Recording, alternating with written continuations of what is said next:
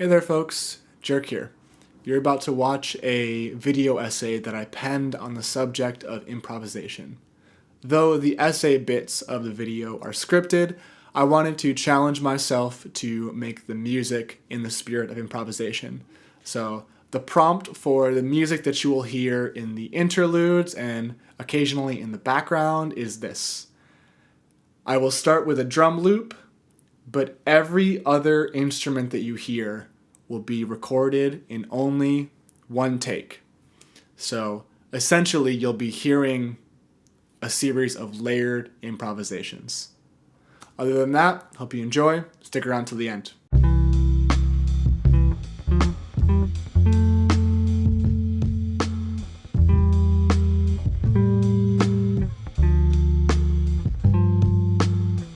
Improvisation can feel elusive. There's sort of this established mythos that improvisation is a sort of magic, and one that only legends can wield. But this is wholly false. Improvisation is embedded into everyday human life. In fact, we improvise every day via language, whether that's chatting with friends, family, or neighbors. Stephen Nachmanovich, author of Free Play, says this on the subject.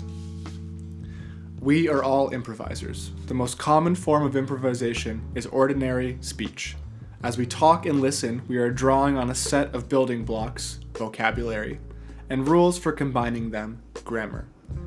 These have been given to us by our culture, but the sentences we make with them may never have been said before and may never be said again.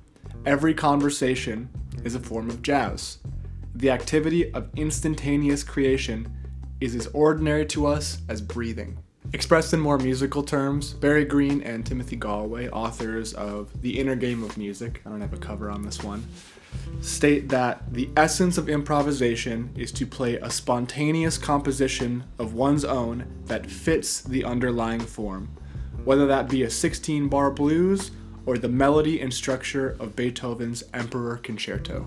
In essence, improvisation is a sort of dance between the individual and the collective, a personal expression based on the values of the collective. This could be either in support of or in defiance of the values of the collective, in fact. But at its heart, improvisation is the interplay of the spirit of the individual and the spirit of the moment, otherwise known as the zeitgeist for all you fancy pants out there. Hey folks, just a quick note before you get too deep into this video. If you made it this far, I assume you're probably interested in this video and music subjects like this and would encourage you to give the video a thumbs up. If you're into lessons on music theory, composition, and improvisation for the everyday musician, subscribe to the channel to stay up to date. If you're able to support more directly, consider becoming a monthly sustaining member, either on Substack or right here on YouTube. Sustaining members gain access to the ad-free archive of Jerk Talk's music video essays, as well as a free copy of my forthcoming book, The Creative Musician's Compendium. If all that seems like too much commitment for you, consider sending a super thanks or checking out my merch on the Jerk store. Actions of direct support like this ensure a bright future for the Jerk Talks music channel, and because of that, I want to take a moment to thank some of my current sustaining members.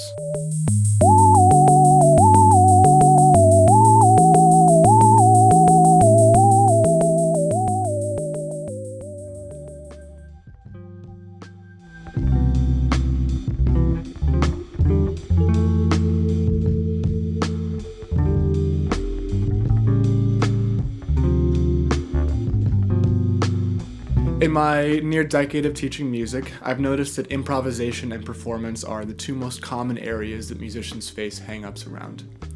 The more intriguing observation I've made is that these hang-ups are virtually non-existent among young children. Rather than being innate, I found that these hang-ups are acquired throughout a person's life. And I found the reason for this to be quite simple: fear. If you'll indulge me, I'd like to share an example of how I've seen this play out in real time. In the summer of 2024, I was working at a summer music camp. One week during recreation time, I taught one particular student how to shoot a basketball. The student was 8 years old and on the smaller side, shooting on 10-foot hoops in a New York City public park. They must have made 100 attempts or even more over the course of the afternoon, and mostly air balls, but they just kept trying. Eventually, they got it. Myself and the students' peers erupted into cheers, and the student was able to make several more baskets that afternoon. I taught at the same camp this past summer of 2025, and the same student was in attendance. He had grown and turned 9, and something had changed. What started as shooting baskets last summer turned into pickup games with other students. The social culture had changed too. The same peers that cheered on the student's success the past summer had developed a competitive spirit. This is not necessarily a negative. They were thinking strategically and working together, which I consider to be positive things. What made this instance different was that when the student shot and missed, they were really critical of themselves. Grunting, sighing, oh, come on, all those kinds of things you can imagine. During the first summer, the student had no hang-up around missing a basket. On some level, they recognized that it was a part of the process of learning to shoot a basket. The following summer, however, the student had a definite hang-up and considered missing a basket something of a personal failure. The student developed fear of failure, and it was dictating their attitude in those pickup games. Returning to the subjects of music and improvisation, Kenny Werner, in his book Effortless Mastery, has written quite extensively on the topic of fear. You start a nice and tasty solo, and a little voice goes off in your head. It isn't good enough. I have to play hipper. This should burn more. It has to be more complex. Or some thought like that. Whatever comes easily isn't good enough because, in your mind, you're not good enough. The heaviest obstacle to a musician developing as an improviser is overcoming one's fear of inadequacy. Once one learns to silence their inner critic, the process of developing as an improviser is as simple and straightforward as learning a language.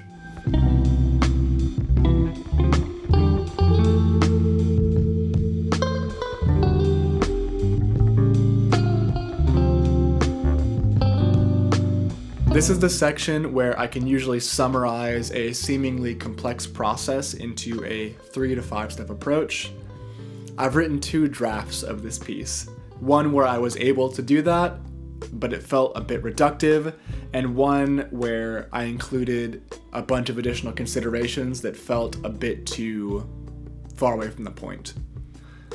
So I'm going to include bits of both and hopefully thread them together in a way that provides some guidance to you. To start, I would like to establish 3 dimensions to musical improvisation. The first dimension is the spiritual, referring to the musician's relationship with themselves. The second dimension is the technical, referring to a musician's relationship to their instrument. The third dimension is the creative, referring to a musician's relationship with the music, other musicians, and the broader culture. To actually develop as an improvising musician, one needs to address all 3 of these dimensions. What's important to remember is that every person will have a slightly different relationship with these 3 things. So, let's get into some exercises in each of these 3 domains.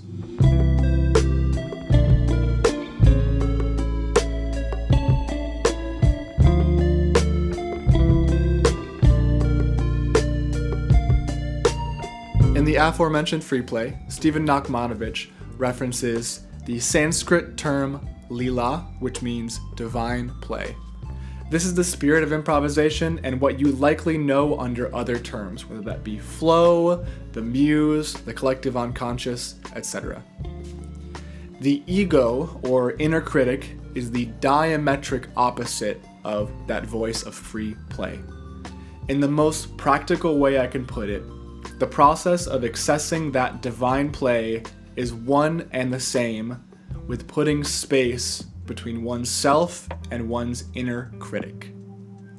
There is no singular process to do this, but I found a number of practices and resources over the years that have helped me in this regard. The first is books and affirmations. There are a few books I've referenced in this piece that I would encourage checking out, all that can be found readily on the used paperback market.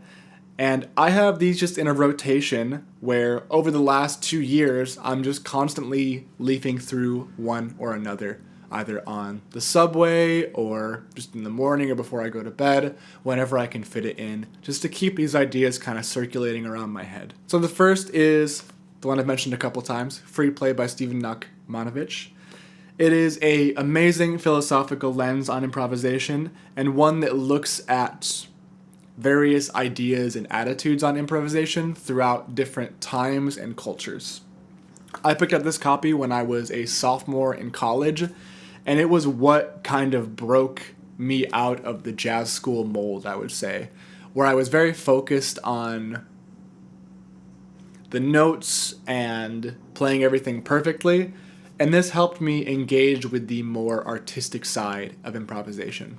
Second up is Effortless Mastery by Kenny Werner.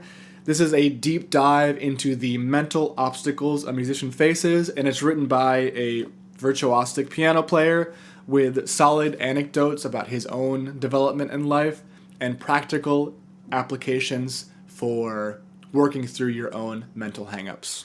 The third is The Listening Book and the Musical Life by W.A. Matthew. That's actually two books that are put together in one audiobook package. It is a series of spiritual musings on creativity, and it's very accessible. You can find it on Apple Music or YouTube or Spotify. And the author both narrates the book, reads it, and plays improvised piano. And I've found that it actually hits quite a bit deeper hearing this person say his ideas while improvising. So I would definitely encourage checking out one of those three options, if not all of them, because they all provide slightly different angles on this idea of free play, this idea of the spirit, the free flow. My second suggestion is sonic meditations. Now, a sonic meditation is somewhere between a trance-like improvisation and a more traditional meditation. More often than not, there is no technical goal in a sonic meditation from a playing standpoint, but rather a goal of totally submitting yourself to the meditation. Some even embracing sounds that might feel ugly or in poor taste. So from Effortless Mastery, there are actually 4 guided meditations that Kenny Werner made. They are at the moment readily available on YouTube, and they start essentially as regular meditations. They start with deep breathing exercises and eventually begin to comment on the idea of greatness and mastery. And to me, it really reframed the idea of greatness as something that you owe to yourself rather than something expected from you by the world. So a more abstract but equally valuable option is Pauline Oliveros' Sonic Meditations. This is a series of text-based prompts for musical improvisation, and you'll actually get to play your instrument in probably some unconventional ways for this one. A funny story is that I actually was able to play about a dozen of these sonic meditations for Pauline about a decade ago when I was at SUNY New Paltz, which was only a few years before she died, and it was a very amazing experience that I'll talk about maybe another time. But what I've found is that these meditations are too abstract to have a correct answer. It's totally up to interpretation, and I find that it's a great resource for channeling that childlike, imaginative flow.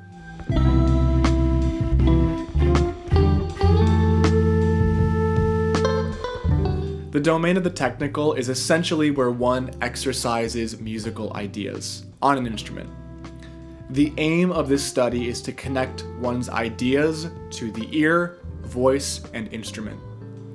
If you are relatively new to playing on a musical instrument or feel your fundamentals could use strengthening, I would encourage you to check out one of the following 3 pieces that I've made. First is How to Develop a Sense of Pitch. That's good at getting your basic ear kind of going and finding direction and flow within scales. The second is How to Develop a Sense of Rhythm. This is about developing rhythmic flow and getting your basic patterns down, so something like hand drumming isn't very challenging to you, which we will talk about in a little bit. And the third is How to Learn Chords and Scales. This will just help make sense of different improvised ideas. It's important to note that you do not need to be a strong technician on your instrument to improvise. Improvisation is for everyone, and there is no wrong place to start. so long as you aim to progress. For the more initiated musicians, I am going to take you through a sequence that I've tested with a ton of musicians over the years and have found a lot of success with. The first practice domain under the technical aspect of improvisation is rhythmic flow. Dizzy Gillespie has been documented on several occasions stating that he thinks of rhythm first and attaches notes to it second when he's improvising. Developing a sense of rhythmic flow will grant an improviser mental space, one where rhythms eventually just seem to come and the intention can be focused on the melodic and harmonic content. Hand drumming, in my opinion, is the single best way to practice rhythmic flow. And yes, it should be done with your hands, not with sticks or another interface. If you don't have access to a drum, you can always pat on your lap. Here is the basic process. Step 1. Give yourself a basis. It could be as simple as a 3 or 4 chord piano or guitar loop, and this is a great chance to invite a friend into your practice. Step 2. Create an ostinato pattern on your hand drum, something that can be repeated over and over again. Begin just focusing on playing the pattern consistently until it begins to feel effortless. This may take several minutes, and that is totally okay. Step 3. Once you feel comfortable and confident in your groove, play around a little bit. Add accents, create fills, add rolls and builds, etc. The key is to maintain your sense of flow. So if you find yourself lost after trying something out, simply return to your ostinato and re-center yourself. The second exercise under this technical domain would be drone improvisation. For those of you that have kept up with the channel, this is the last step in my video on tonal basic music practice. The most important aspect of this exercise is singing. Using your voice will help connect your ideas to your ears and to your instrument. Here is the basic process. Step 1, turn on a drone. I like to use cello drones. Step 2, using a tonality centered around the drone. So for example, if your drone is a C, you could use C major, C minor, C mixolydian, etc. Whatever you're planning on working on. Begin by playing and singing the scale up and down slowly. Step 3. Once you're generally familiar with the tonality, begin by singing a simple melody and finding it on your instrument. You should sing first and play second. Keep returning to the same melody until you find the exact notes and the exact phrasing on your instrument. Then you essentially repeat that step of singing a new melody and learning it on your instrument. The third exercise in this domain of the technical is what I refer to as harmonic nuclei. This is the most technical exercise in this domain. Harmonic nuclei refers to the smallest and simplest units of harmonic and melodic progression, usually just 2 chords. Essentially, you'll isolate a small progression, create a guide tone roadmap to foster improvisation, and practice various ways of approaching notes, departing notes, and connecting notes. Here is the process. Step 1. Choose a chord progression. In this example, I will use C to G, which is 1 to 5. Step 2. Choose a guide tone for each of the chords. For C to G, I will use the notes E, which is the 3rd of C, and D, which is the 5th of G. Step 3, an optional one. Set up a loop of your chord progression or use a metronome if you want to keep yourself honest. It's not required, and in fact, you might do better going slow and allowing yourself to be absent of time. Step 4, improvise with only one guideline. On beat 1 of each chord, land on the guide tone you chose.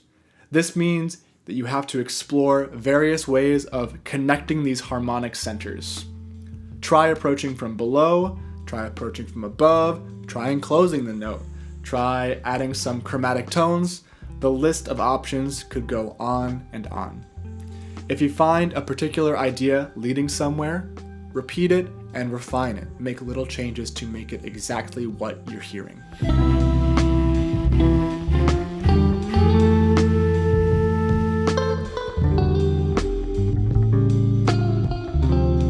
The third domain is the creative. This domain encourages the musician to connect their personal journey more to the outer world. Despite what a culture of beatmakers and solo projects might tell us, music is a social medium. Improvisation in particular comes from the interaction of one's personal lens with the cultural values. Here are a couple of suggestions for fostering your creative work within your improvisation. First, learn the grammar of the style and develop your vocabulary. Improvisation is not limited to any one style, and thus there are no hard and fast rules. Every style of music involving improvisation has different values. So most of my training is in jazz music, where the value oftentimes is around being able to simultaneously outline the harmony, which I would consider to be grammar, and express your own personal ideas, which I would consider to be vocabulary. But more recently, I've been getting really into Irish trad music, and while most Irish musicians pull from a standard rep of tunes, which I would refer to as grammar, the ornaments, articulations, and harmonic accompaniment vary greatly from town to town and scene to scene, which I would consider the vocabulary. So both are styles that invoke and use improvisation, but they have totally different practices around that. So the idea behind this is to get into what the expectations are within the style of music you're pursuing and find a way to express your personal voice within that medium. All this to say, this step will require a bit of investigation and soul searching on part of the musician. My second suggestion is to prompt your improvisation. Sometimes you just need an organized framework to get an idea flowing. A simple prompt, much like the guide tone exercise in the last domain, can help ground your approach and organize your ideas. Here are several that I can think of offhand. Play an entire solo using only whole notes and half notes. Play for one measure, rest for one measure, repeat. Add a note. Start with just one note, then repeat the note adding one more note, then repeat those two notes adding a third note, and so on. Only use the notes of a C triad and focus on rhythmic phrasing. Only use one rhythmic phrase, but change the notes to match the chord progression. If you don't know where to start, consider asking a trusted friend or teacher how they prompt their own improvisation. Just because you're improvising, it doesn't mean you need to reinvent the wheel.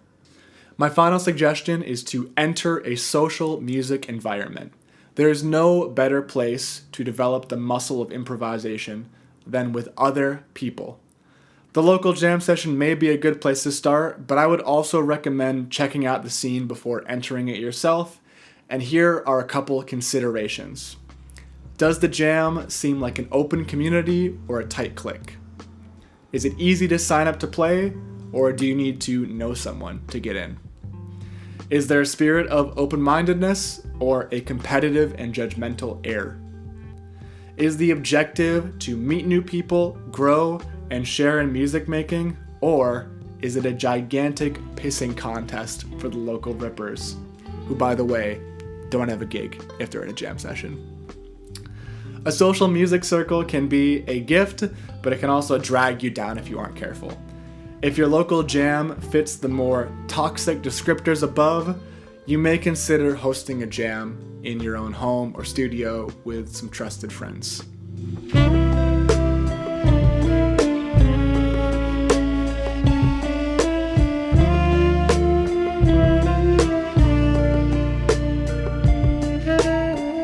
Okay, so I'm at sort of the end of the video editing process at this point. So I've made the essay and I've made the song, obviously. And I wanted to take a quick second to reflect on what it was like making a song where I improvised every part. So Essentially how I started it was by making sort of a shell arrangement out of a couple drum loops that I found on Splice. So it would have sort of some like ebbs and flows. And then I went immediately into the bass take that you heard at the very beginning of the video. I sort of had the idea for the chord progression already in my head, but I didn't play it until I pressed record, and I promise you that. I'm not trying to shiest you, that's actually what happened. And you can even hear a couple spots where I kind of like flubbed a note or like forgot what chord was next, but overall I think it laid a pretty good foundation for like a composition. And from there I did the Rhodes in a take, I did the guitar in a take, and then I got to the synth. So my synth has onboard speakers, and if you don't have headphones plugged in, it'll play out of the onboard speakers even if it's plugged into like your interface or an amp. So I didn't realize that my interface, the volume was at 0 because I was hearing it come out of the synth on its onboard speakers. So I did record 2 synth takes because the first one was silent. So I suppose I got a little extra practice in there. But yeah, that's just kind of I was a victim of circumstance, I suppose. After that, I recorded the flute in 1 take, just doubling some of those melodies.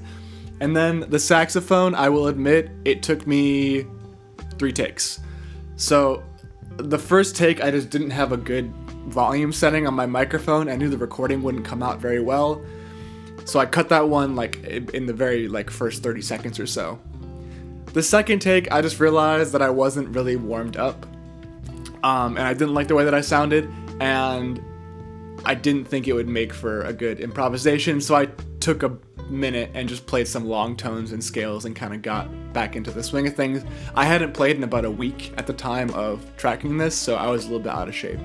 But that's kind of the rundown of how that song came together. It's not like my brightest work for sure, like I could make it better, but I think it captures the spirit of spontaneous creativity, and I wanted to give this sort of reflection so you, the viewer, could have a bit more insight on what this stuff actually looks like when it's being played out in real time.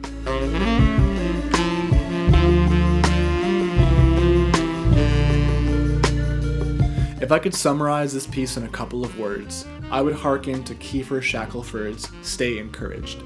There really is no end to this area of study in improvisation.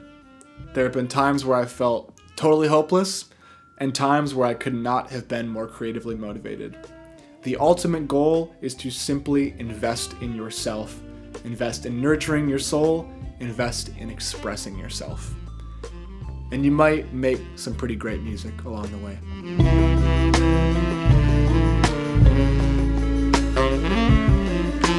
Thanks for sticking around until the end. I'd like to first offer a special thanks to Matt Jekyll and Wyatt Rydlewski, my 2 friends who helped me proof and edit this written piece.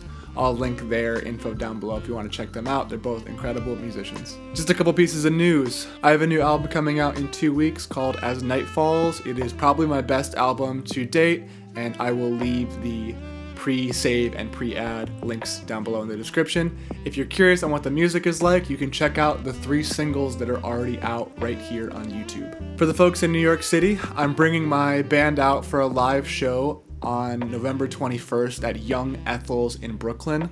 I'll leave the ticket link down below. It is pretty limited, so if you're interested in coming, please scoop those up pretty soon. I tried to keep them pretty affordably priced, and it's bound to be a pretty special evening of good music and good vibes. Lastly, in this particular video, I decided not to include any demos of the exercises. I've found that YouTube prioritizes my videos that are between like 20 and 25 minutes.